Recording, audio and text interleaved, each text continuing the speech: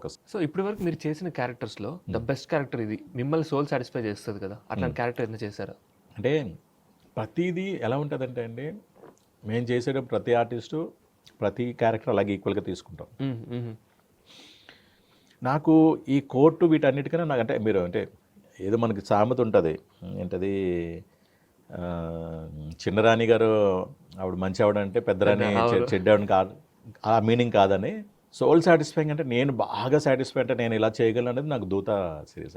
ఇది in spite of శుభోదయం Subbarao are ఏంటది కోర్ట్ సినిమా అన్న, ఈ రెండు బాగానేమో చెప్పలేదు. బట్ నాకు మీరు అడిగిన నాకు పర్సనల్గా సాటిస్ఫాక్షన్ అంటే దూత ఆ సింగిల్ 7 minutes సీన్ అది. ఓకే.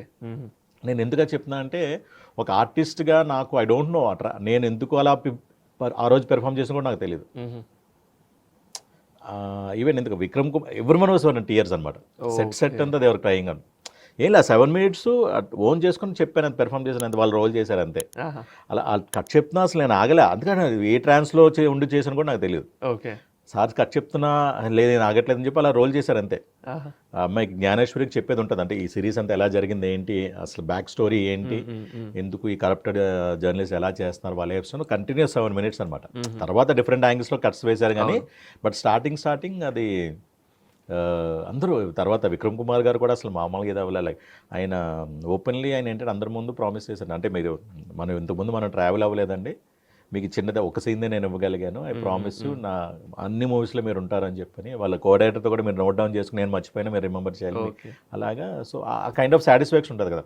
ఇప్పుడు మనం ఈవెన్ కోర్ట్ కూడా శివాజీ గారు ఫస్ట్ ఇప్పుడు ఎలా ఉంటుంది అంటే అండి, ఫస్ట్ చేసింది ది బెస్ట్ వస్తుంది. ఓకే. First take. ఓకే. అంటే అది మీకు ఏ ప్రీ నోషన్స్తో ఉండం కదా, ఒక కంటెంట్ చెప్తారు, మనం ఏదో దాన్ని ఓన్ చేసుకుంటాం, బాడీ లాంగ్వేజ్ వాడతాం, ది బెస్ట్ వస్తుంది. తర్వాతవన్నీ ఏముంది మన సినిమా పరంగా తెలియదే ఉంది, డిఫరెంట్ యాంగిల్స్ 360 degrees తీస్తారు, కట్స్ వాడుతుంటారు, అవి అప్పుడు అంత న్యాచురల్గా రావు, తర్వాత రిపీటెడ్ న్యాచురల్గా రాదు, ఫస్ట్ వచ్చింది ది బెస్ట్ వస్తుంది. నాకు అలాగే కోర్టు కూడా శివాజీ గారి మీద కాల్ మీద పడినప్పుడు అసలు ఈవెన్ అందరూ రోహిణి గారి కానీ సుధాకర్ వాళ్ళ లిటరలీ దే ఆర్ వైపింగ్ అంటే స్టార్టింగ్ ఫస్ట్ దాన్ని, తర్వాత ఒకసారి చూసిన తర్వాత ఇంకా ఉండదు కదా, తర్వాత నెంబర్ ఆఫ్ టేక్స్ ఉండరు. సో అలాగా మనం ఏంటంటే స్క్రీన్ మీద కనబడేటప్పుడు మన పెర్ఫార్మెన్స్తో పాటు ఆర్టిస్ట్ పెర్ఫార్మెన్స్తో పాటు బ్యాక్గ్రౌండ్ స్కోరు అన్నీ యాడ్ అవుతాయి, విజువల్ ఎఫెక్ట్స్ ఇవన్నీ.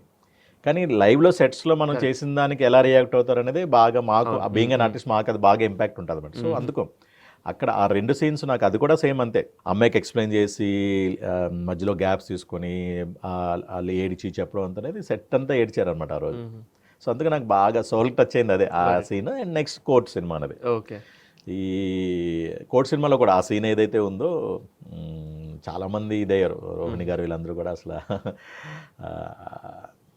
అంటే సమ్ టైమ్స్ లైవ్ జరిగేదానికి ఆ ఇంపాక్ట్ ఉంటుంది అనమాట అది. యా.